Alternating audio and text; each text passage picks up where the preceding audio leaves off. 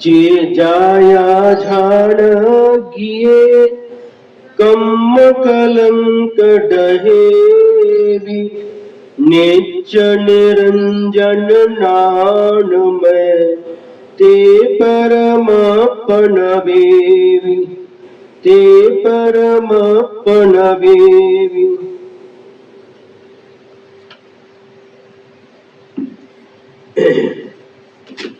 प्रातःकाल ये कहा गया था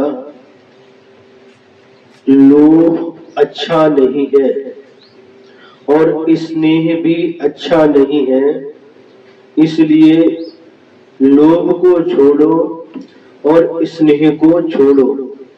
अब कह रहे हैं अत स्नेह दोषम दृष्टांतेन दृढ़ेति।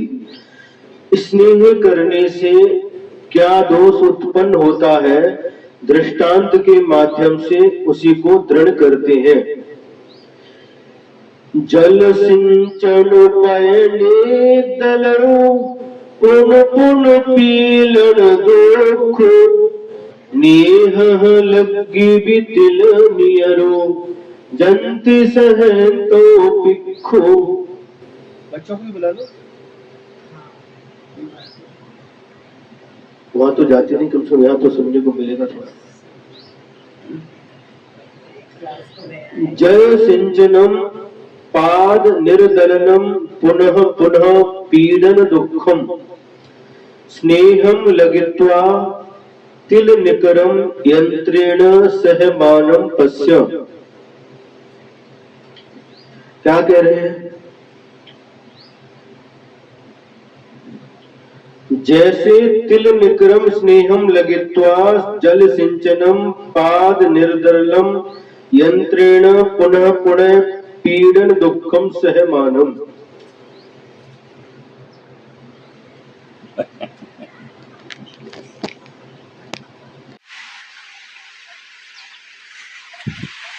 जैसे जो तिलों का समूह है वह स्नेह के कारण यानी तेल के कारण से उसमें जल सिंचन किया जाता है, जल से भीगना, पैरों से खूंदना और यंत्र के द्वारा घानी में पेलना, ये दुखों को सहता है। उसे देखो,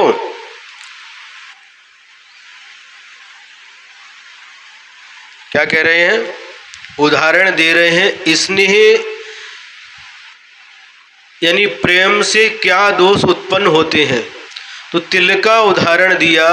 जिस प्रकार से तिल में तेल रहता है, तेल को स्नेह कहते हैं, चिकनाई, उसके कारण से उस तिल में पानी डाला जाता है, पैरों से खूंदा जाता है और यंत्र में डाल करके उससे तेल निकाला जाता है।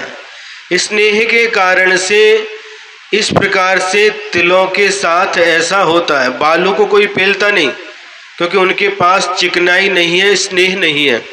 उसी प्रकार से जो पर पदार्थों में स्नेह करता है वह नाना प्रकार के दुखों को प्राप्त करता है।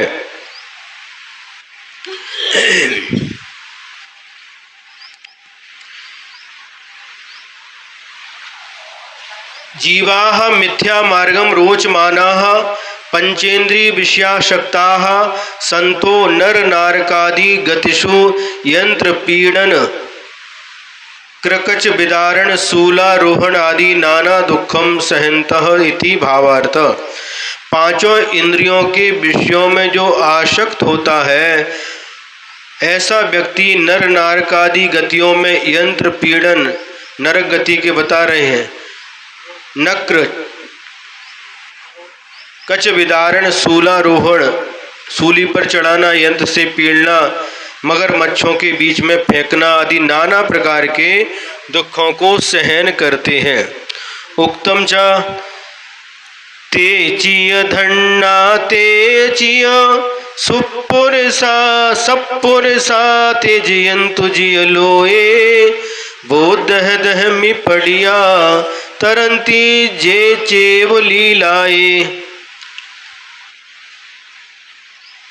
तेचिय धन्ना तेचिय सपुरुषाति जयन्तु बोध दहमि पडिया तरन्ति ये चैव लीलाये ते चैव धन्याः ते चैव सत्पुरुषाः ते जीवन्तु जीवलोके यौवन द्रहे पतिताः तरन्ति ये चैव लीलयाः।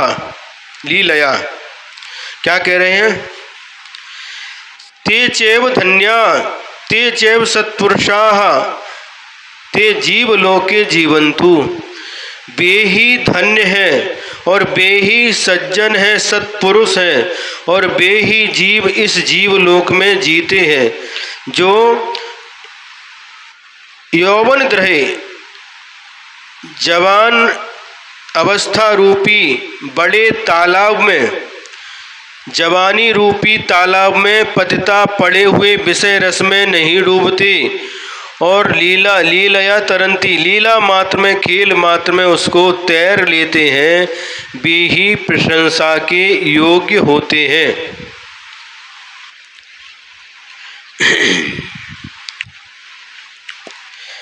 यहाँ पर जो विषय वांछा रूप जो स्नेह जल उसके प्रवेश से रहित, जो सम्यक दर्शन ज्ञान चारित्र रूपी रत्नों से भरा निज शुद्धात्म भावना रूपी जहाज उससे यौवन अवस्था रूपी महान तालाब को तैर जाते हैं, वे ही धन्य हैं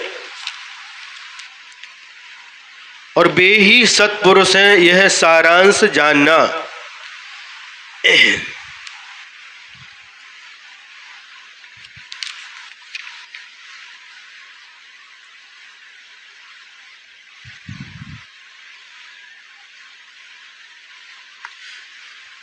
क्या कह रहे हैं? वे ही सत्पुरुष हैं, वे ही धन्य हैं, वे ही इस जीवलोक में जीते हैं जो जवानी रूपी बड़े बड़े भारी तालाब में पड़े हुए विषय रस में नहीं डूबते, लीला मात्र में उसको तैर जाते हैं, वही वास्तव में धन्य है।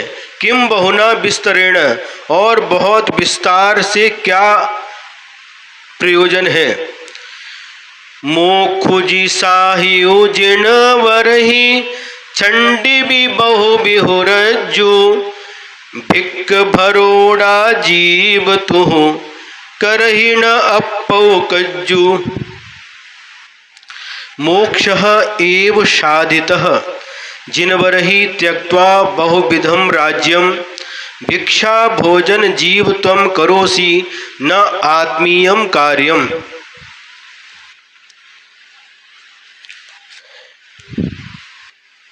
हे जीव, त्वं संसारे भ्रमण महत् दुखम प्राप्नोसि।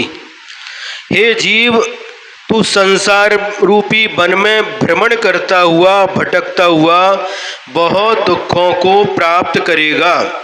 इसलिए अष्टापि कर्माणि निर्दल्य महांतम मोक्षम ब्रज, ज्ञानावरण आदि 8 कर्मों का नाश करके सबसे श्रेष्ठ मोक्ष को प्राप्त कर। बच्चे नहीं आए? हाँ।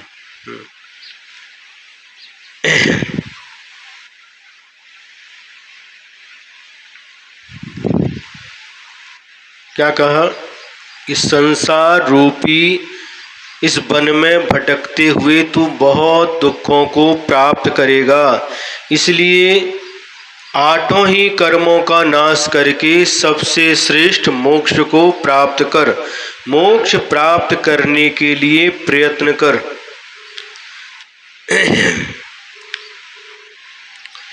संसारी प्राणी चारों गतियों में दुखों को ही प्राप्त करता है।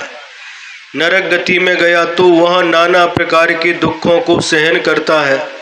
गर्मी का दुख, सर्दी का दुख, भूख का दुख, प्यास का दुख और आपस में लड़ाई झगड़े का दुख। नरक में कितनी गर्मी पड़ती है।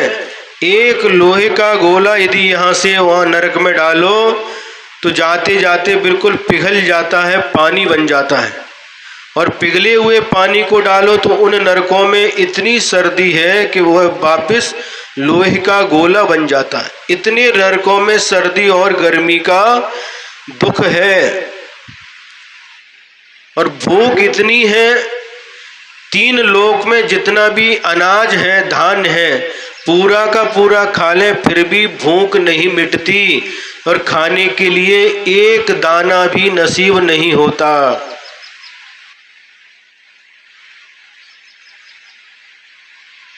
और प्यास इतनी है कि पूरा का पूरा समुद्रों का भी पानी पी जाए तो भी प्यास नहीं बुझे, लेकिन पीने के लिए एक बूंद भी पानी नहीं मिलता। पूरे जीवन पर्यंत नरक में पीने के लिए एक बूंद भी पानी नहीं मिलता और एक अन्न का दाना भी नसीब नहीं होता। फिर जीते कैसे हैं? मरते क्यों नहीं? क्योंकि वहां पर अकाल मरण नहीं होता। देव गति में, स्वर्ग में देवों के और नरक गति में नारकी जीवों का अकाल मरण नहीं होता। अकाल मरण का मतलब क्या है? या अकाल मरण का मतलब क्या है? जितनी आयु लेकर के आए हैं वो आयु पूरी होने के पहले ही मरण हो जाना, यह अकाल मरण कहलाता है। मान लीजिए कोई व्यक्ति ने जन्म लिया और पिछले जीवन में उसने 80 वर्ष की आयु बांध करके आया। यदि वह व्यक्ति पूरी 80 वर्ष का जीवन जी करके मरता है तो यह सकाल मरण कहलाता है। और 80 वर्ष के पहले यदि उसका मरण हो जाता है, चाहे 70 में हो, चाहे 75 में हो, चाहे 78 में हो, चाहे 50 में हो, चाहे 20 में हो, ये सारे के सारे अकाल मरण कहलाते हैं। मनुष्यों का, कर्म भूमि के मनुष्य और त्रियंचों का अकाल मरण होता है। भोग भूमि के मनुष्य और त्रियंचों का भी अकाल मरण नहीं होता और नारकी और देवों का भी अकाल मरण नहीं होता। इसलिए इतनी भूख लगने के बाद भी, इतनी प्यास लगने के बाद भी उनका, नारकी जीवों का मरण नहीं होता। और यहाँ पर गर्मी का समय है, मनुष्य में तो उसके बन जाते हैं ना, तो भी उसमें से अकाल मरण होता है। मनुष्य की आयु तो बन जाती है ना कि भाई 80 साल जिएंगे तो 80 साल ही जिएंगे, ऐसा नहीं होता है। नहीं, अकाल मरण होता है। मतलब बीच में कोई दुर्घटना में मरण हो गया तो अकाल मरण है। जितनी आयु लेकर के आए थे उससे पहले मरण हो जाना अकाल मरण कहलाता है। जो आयु लेके आया था वो तो कर्म के हिसाब से आया था ना। नहीं, वही तो कह रहे हैं, मान लो वही तो हम उदाहरण दे रहे हैं।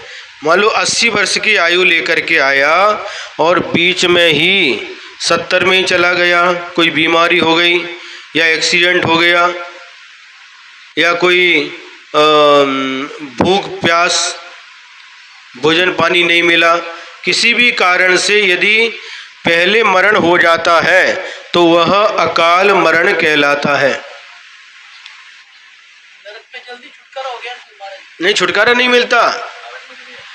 नरक में अकाल मरण नहीं है। पूरी जितनी आयु लेकर के आए उतनी आयु जीना पड़ता है नीलेश भाई।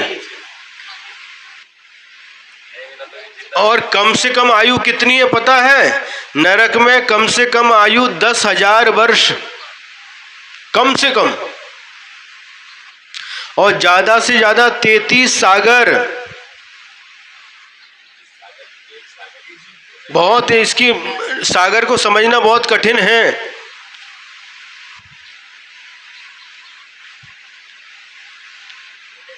बस बस। तो इसलिए नरक में कभी भी अकाल मृत्यु नहीं होती। जतिन,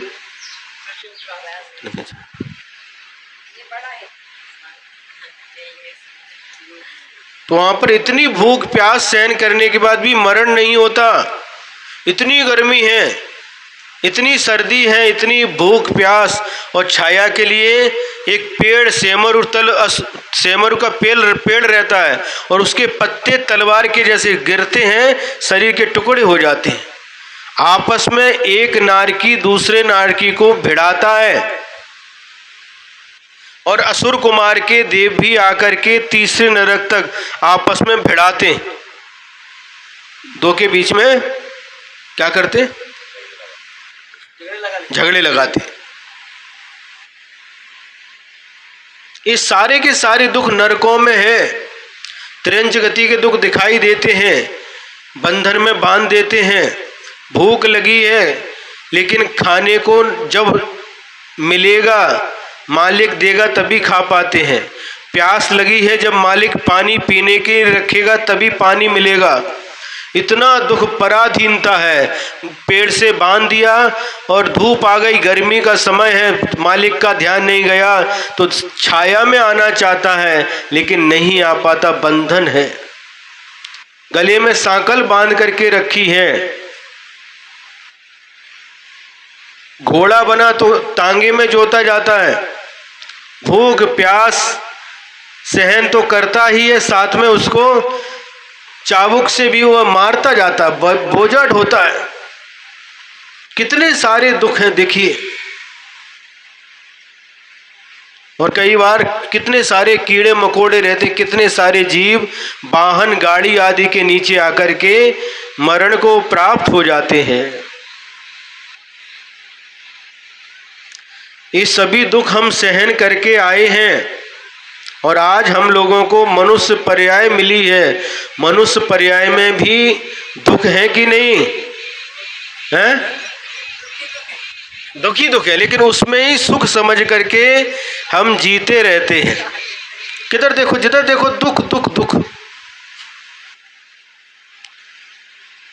कोई गरीब है तो धन के बिना दुखी है, कोई अमीर बन गया, धन मिला, लेकिन कोई बीमारी लग गई, शुगर, बीपी, हार्ट, कोई बीमारी लग गई तो दुखी है। किसी के यहाँ बीमारी नहीं है, धन भी है, लेकिन शादी नहीं हो रही। बच्चे की शादी नहीं हो रही तो दुखी है। बच्चों की शादी नहीं हो रही तो दुखी है। और शादी हो गई, बहू अच्छी नहीं मिली तो दुखी है। बहू अच्छी भी मिल गई, बच्चे नहीं हो रहे तो दुखी है। और बच्चे हुए, लड़की हो गई, उनको लड़का चाहिए, एक लड़की हो गई, दूसरी भी लड़की हो गई तो दुखी है।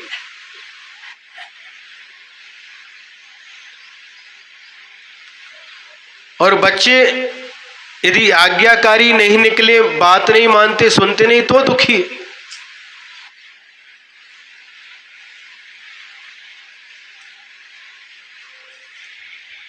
संतान मिल गई लेकिन जल्दी ही माता पिता के सामने ही यदि उसका मरण हो गया तो और ज्यादा दुख।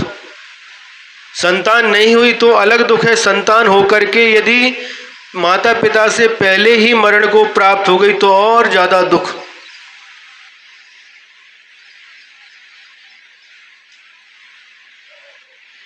लेकिन हम फिर भी उसी में सुख मान करके जीते रहते हैं।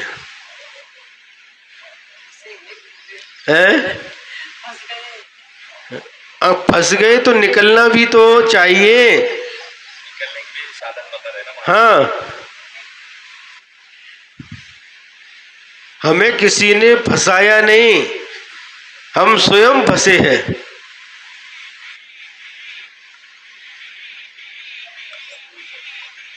लेकिन निकलना चाहे तो हम निकल भी सकते हैं। यदि हम प्रयास करें तो उससे निकल भी सकते हैं।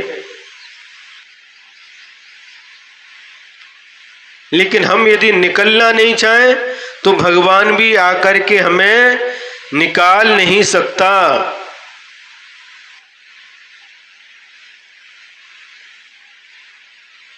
समझ में आ रहा कि नहीं? एक महाराज जी आए, और एक बच्चे को उपदेश दिया, मतलब उपदेश सबके लिए दिया। बच्चे के कुछ भाव बने, भाव बने, थोड़ा सा क्षणिक भाव बने। महाराज जी ने समझ लिया, उनको समझाया, बेटा संसार में कुछ नहीं है, चलो हमारे साथ। तुम मन दुविधा में पड़ गया, क्या करें।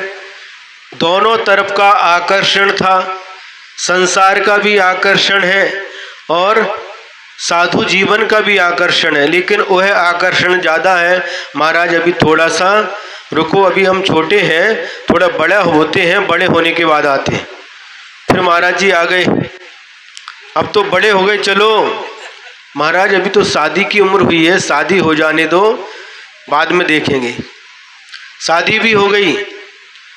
फिर महाराज ने कहा अब तो शादी हो गई, 1-2 साल हो गए, चलो।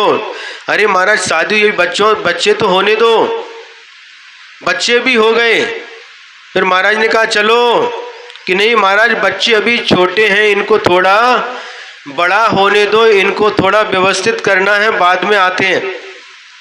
बच्चे बड़े हो गए, सब पढ़ाई लिखाई होकर के बड़े हो गए।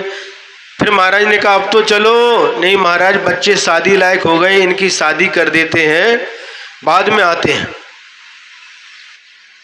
बच्चों की शादी भी हो गई। महाराज ने कहा अब तो चलो, नहीं महाराज क्या, पोता को भी देखने दो, नाती को भी देखने दो महाराज। नाती भी हो गए, बच्चों के बच्चे भी हो गए, अब तो चलो महाराज बच्चे छोटे हैं, इनके साथ थोड़ा समय गुजारने दो, नातियों के साथ पोतों के साथ थोड़ा समय गुजारने दो महाराज।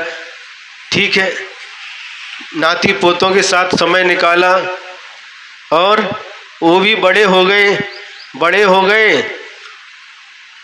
होने के बाद कहा महाराज फिर आए, बोले अब तो चलो, नहीं महाराज बच्चे नाती बड़े हो गए, इनकी शादी तो होने दो।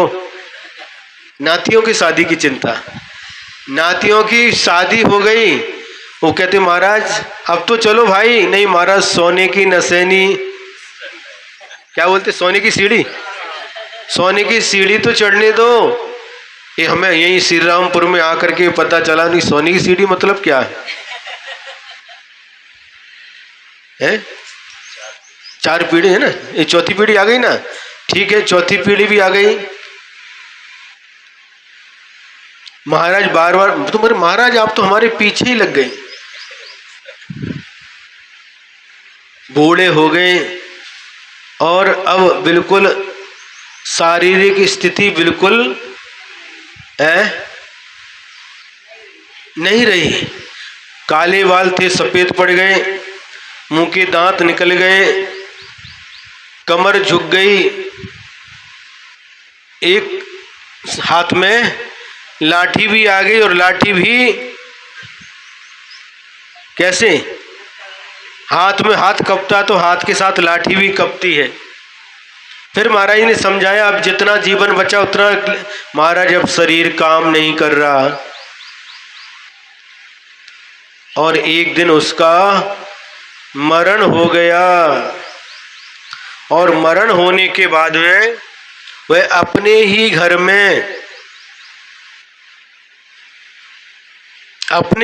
में जन्म ले लिया। क्या बन करके,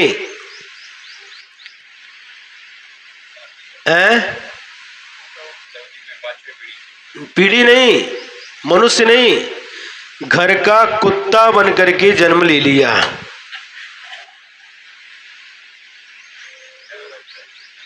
घर में जो, घर के पास जो कुत्ता रहता ना, कुत्ता बन करके जन्म ले लिया। मतलब घर में नहीं जन्म लिया, बाहर लिया।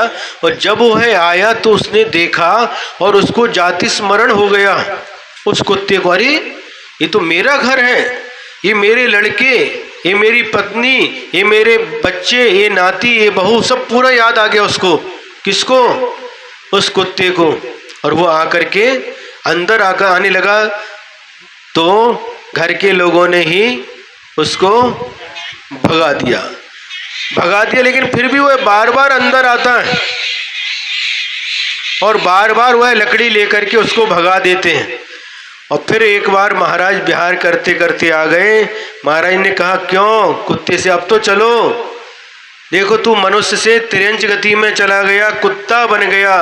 जिस घर को तूने बनाया, जिस परिवार को जोड़ा, पत्नी बच्चे नाती बहू पोता बहू जितने भी हैं पर पोता, अब कोई भी तुझे अंदर घर के अंदर घुसने नहीं देता।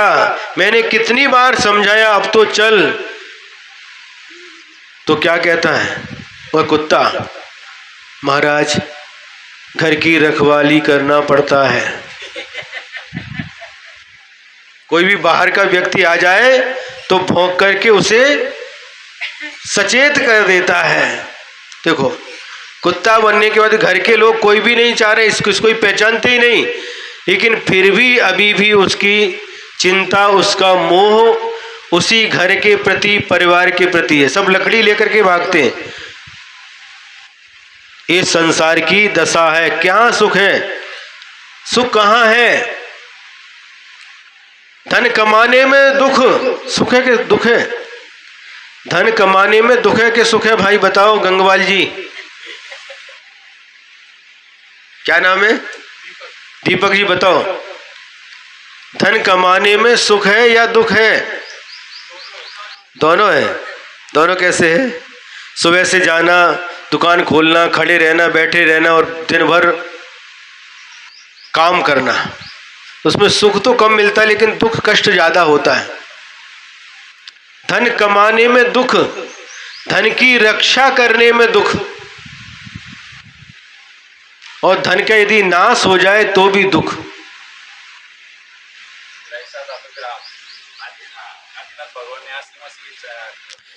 नहीं, वो तो है, वो सही है, वो तो आवश्यक है, गृहस्थ के लिए आवश्यक है, लेकिन उसमें भी कष्ट कितना सहन करना पड़ता है।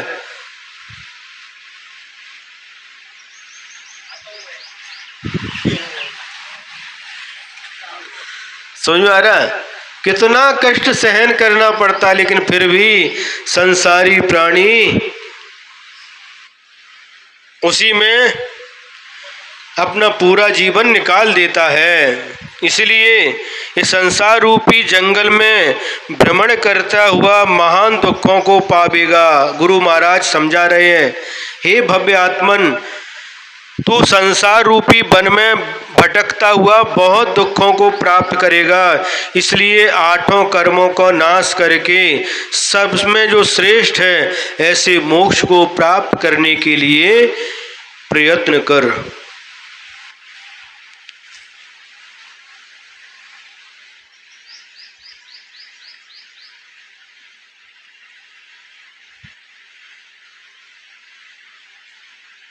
एक छूट गया बीच में, ये 119 का हो गया,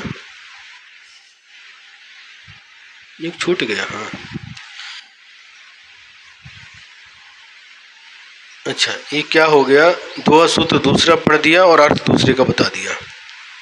जिसका अर्थ बताया उस वो दुआ सूत्र है, पावई दुख महंत तू जी संसारी भमंतु अठवी कमई निदलवी बच्चई मुख महंतु। अब 118 का जो पढ़ा था उसका अर्थ है, जिनेन्द्र भगवान ने मोखु जी साहियो जिन वरही चंडी भी बहु बिहुरज्जु भिक भरोड़ा जीव तू करही न अपो कज्जु।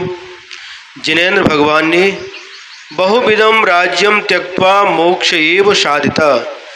तीर्थंकर भगवान ने अनेक प्रकार का राज्य का वैभव छोड़ करके मोक्ष को साधित किया। हे जीव, भिक्षा भोजन त्वम आत्मीयम कार्यम न करोषि। हे जीव, भिक्षा से भोजन करने वाला तू अपने आत्मा का कल्याण भी नहीं करता। मुनि महाराज के लिए उपदेश दिया है। राज्य के 7 अंग होते हैं, राजा मंत्री सेना आदि। तो उन तीर्थंकर भगवान ने भी नाना प्रकार के उस राज्य के वैभव को छोड़कर और मोक्ष के लिए उपाय किया, मोक्ष पुरुषार्थ किया, मुनि दीक्षा धारण की, तपस्या करके उन्होंने कर्मों का नाश करके मोक्ष को प्राप्त किया।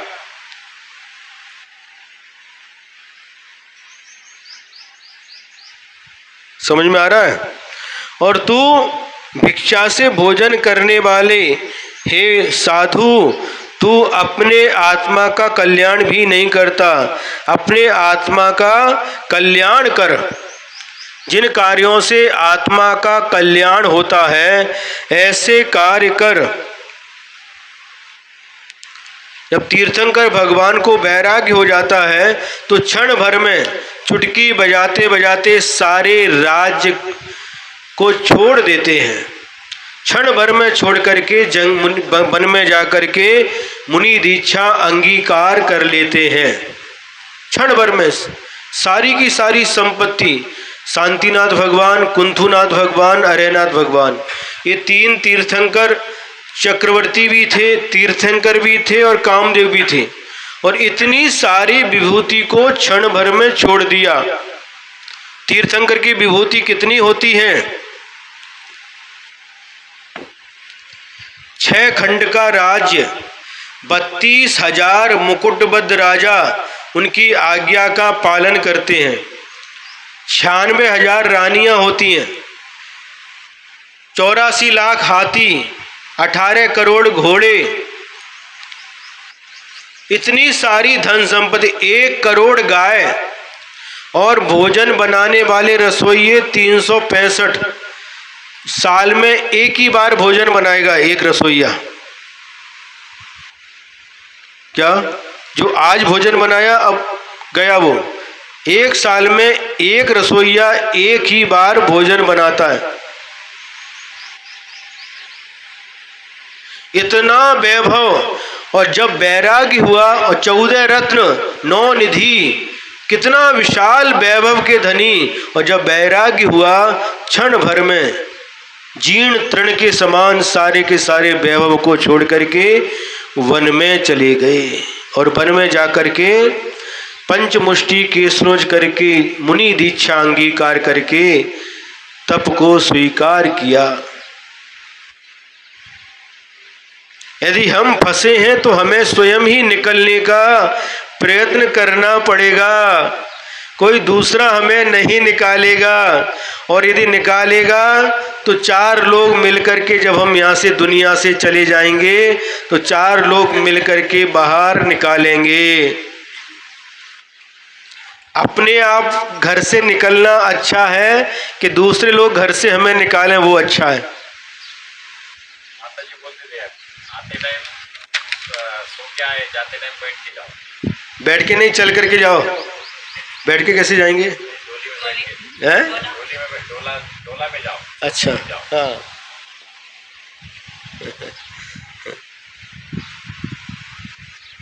थोड़ा तो प्रयास करना पड़ेगा।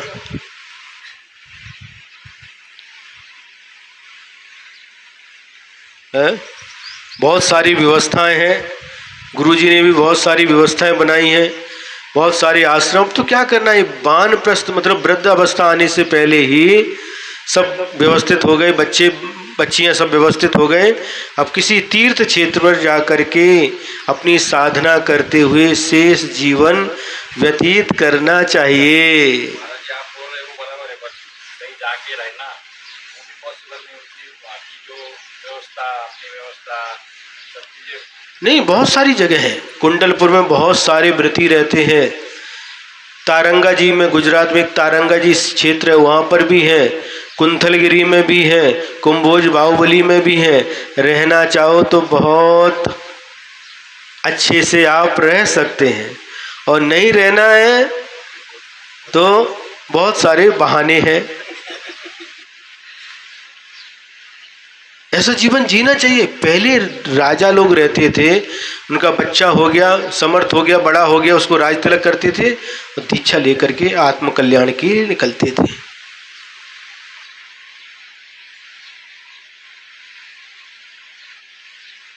सब जिम्मेदारियों से मुक्त होकर के धीरे धीरे करके बस दुकान अब आप संभालो बच्चों, अब हम संन्यास के मार्ग पर आगे बढ़ते हैं। संन्यास मतलब दीक्षा नहीं है। आप रह करके जैसे यहाँ पर 2 बार भोजन करते हो वहाँ पर 2 बार भोजन करके रह सकते हैं। तीर्थ क्षेत्र पर सम्मेत शिखर जी है, बहुत सारे क्षेत्र हैं वहाँ पर रह करके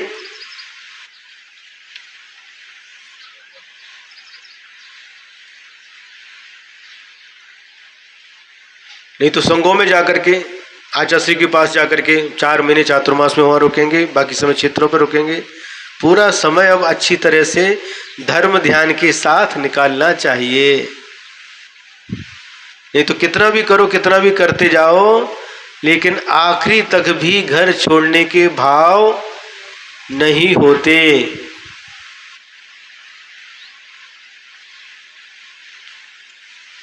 महाराज सोपा नाही, एवढा सोपा नाही।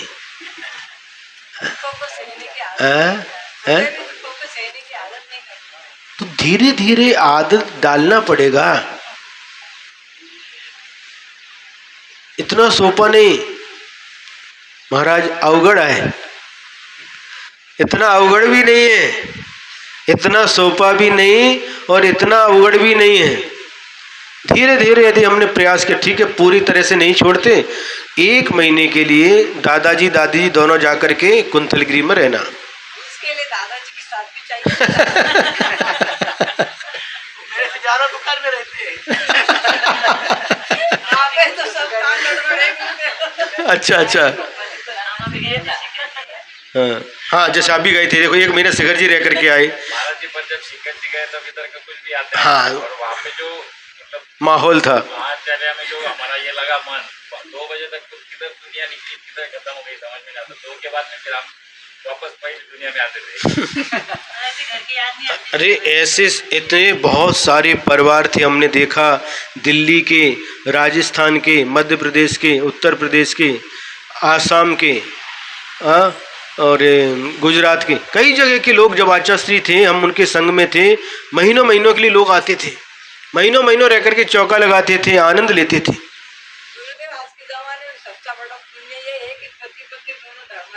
ध्यान रहना चाहिए, सही नहीं, मुश्किल नहीं होता। 2-3 सहेली मिल करके चलो।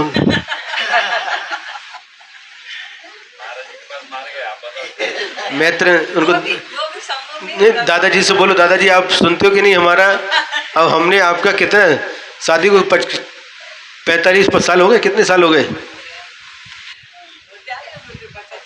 50 साल हो गए। 50 साल तक हमने आपका सुना, अब आप हमारा सुनो, चलो कुंथलगिरी है। हाँ बहुत अच्छा, ये तो बहुत पुण्य, एक का बिल्कुल बहुत पुण्य का योग रहता है जब दोनों धार्मिक मिल जाएं, दोनों एक ने कहा तो दूसरा जाने के लिए तैयार हो जाए। ये बहुत अच्छा है, इनको तो बहुत दिन से देखते हैं, हमेशा आते रहते हैं। हाँ अच्छा, हाँ किसको? अच्छा अच्छा,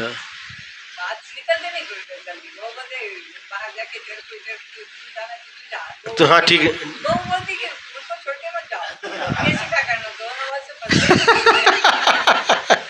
दादी जी कह रही है, और दादाजी को बोलते हैं कि चलो, तो वो तो नहीं, मैं नहीं जाता, तुमको जाना तो जाओ। और बहू बोलती है कि दादा को छोड़ के मत जाओ। किसका सुने? हाँ वही तो कह रहे हैं ना, थोड़े थोड़े दिन के लिए ठीक है, 8 दिन के लिए जाओ, फिर धीरे 15 दिन के लिए जाओ, धीरे धीरे उस तरफ का एक बार आनंद आ गया तो इधर आने का मन नहीं करेगा। देखिए एक उस्मानाबाद है, इसको आज धारा शिव कहते हैं। वहाँ के एक परिवार, इनका सरनेम है झामरे, भारत झामरे, और पति पत्नी 2 लड़के हैं, दोनों लड़के पुणे में हैं, लड़का बहू नाती सब है। और उस्मानाबाद में कपड़े की दुकान थी। और उन्होंने क्या किया, अब जब हम 2016-17 में 7 महीने थे, और 7 महीने तक लगातार वो दोनों पति पत्नी चौका लगाते थे, 7 महीने कुंथलगिरी में। इसी प्रकार से उसी उस्मानाबाद के एक दुरुक्कर थे, 2 दुरुक्कर थे, एक भारत दुरुक्कर और एक बिलास दुर्ग, वो भी तीनों 7-7 महीने लगातार। इसके बाद बिहार हो गया, दूसरे गांव पहुंचे, वहां पर भी आए। कुंतलगिरी में फिर दूसरे महाराज आ गए, वहां पर भी गए। तो इस प्रकार से घूमते घूमते अब कब तक रहोगे उसी घर में?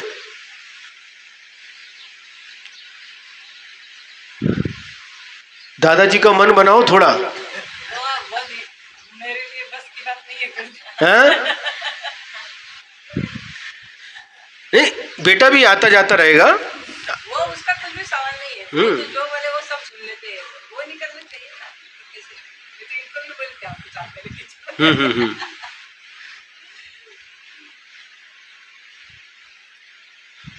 बराबर है।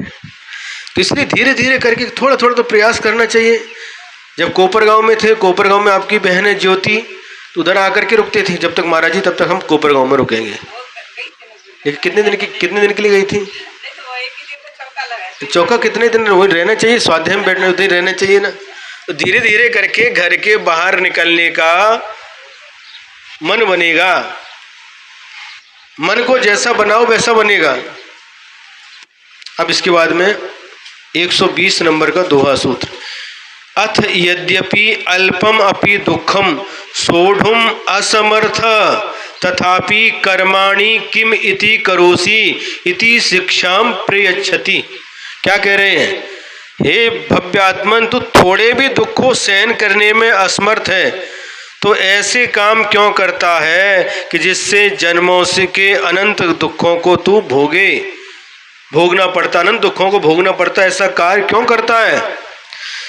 जी अनुमित्तु भी दुखड़ा सहन न सकहि जोई, चौगई दुख है कारणई कम्मई को नहीं किम तोई। जीव अणुमात्राणि अपि दुखानि सोढ़ुम न शक्नोषि पश्य चतुर्गति दुखानाम कारणानि कर्माणि करोसि किम तथापि। क्या कह रहे? हे जीव, तू अणुमात्र थोड़ा भी दुख सहन करने में समर्थ नहीं है। दुख नहीं चाहता, दुख को सहन करना नहीं चाहता। कोई भी प्राणी, संसारी प्राणी दुखों को सहन करना नहीं चाहता, दुखों से बचना चाहता है।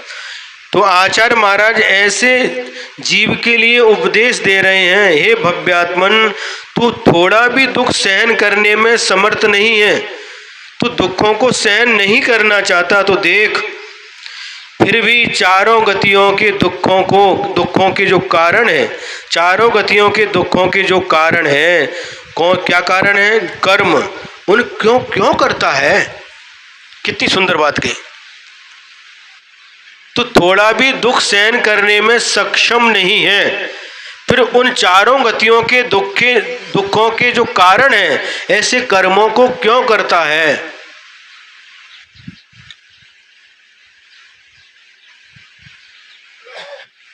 दुखों के कर्म तो करो, और हमें दुख नहीं चाहिए।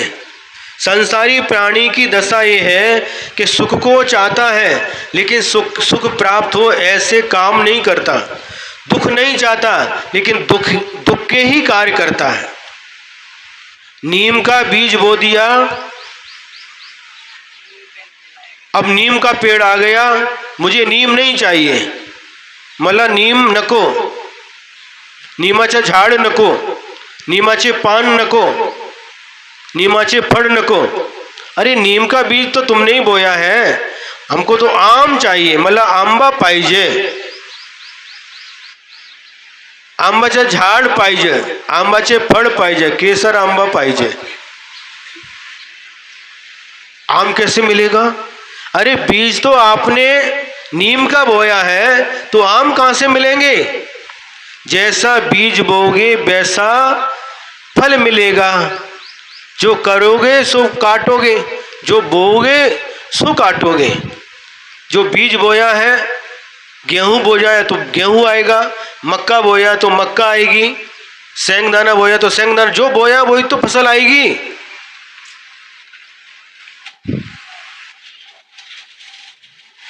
तो नरक आदि के दुख के कारण कर्म ही हैं। जो दुख तुझे अच्छे नहीं लगते, दुखों को तू अनिष्ट समझता है, उन दुख के कारण कर्मों को क्यों करता है?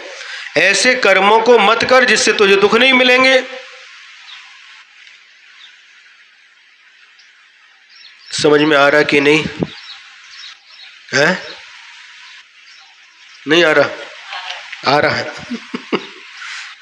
देखो आचार्य महाराज कितने करुणावान है, कितनी करुणा उनके अंदर भरी है कि हम लोगों को अलग अलग दृष्टांतों के माध्यम से समझा रहे हैं।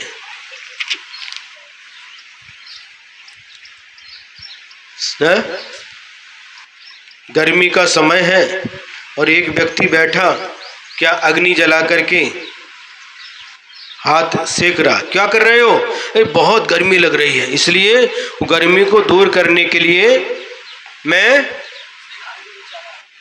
क्या बोलते उसको, तापना, हिंदी में तापना बोलते, ताप रहे हैं। उससे तो कम अग्नि का गर्मी कम होगी और बढ़ेगी। और संसारी प्राणी की यही दशा है, दुखों को दूर करने के लिए और दुखों के ही काम करते जाता है, ऐसे ही कर्मों का बंध करता है जिससे दुख और बढ़ते जाते हैं। इसलिए आचार्य महाराज समझा रहे हैं, यदि तू दुख नहीं चाहता तो तू दुख के कारणभूत जो कर्म है ऐसे कर्मों को मत कर। यदर्थ मात्रा पदवाक्यहीनम मया प्रमादाद् यद् किंचनोक्तम तन्मे क्षमित्वा विदधातु देवी सरस्वती केवल बोधि लब्धिम। बोधि समाधि परिणाम शुद्धि स्वात्मोपलब्धि शिव सौख्य सिद्धि। चिंतामणिं चिंतित वस्तु दाने त्वं वन्द्यमानस्य ममास्तु देवी, त्वं वन्द्यमानस्य ममास्तु देवी। द्वादशांग जिनवाणी माता की जय। परम उपकारी परम पूज्य आचार्य गुरुवर श्री विद्यासागर जी महाराज की। महाराज की जय। 9 बार नमोकार मंत्र।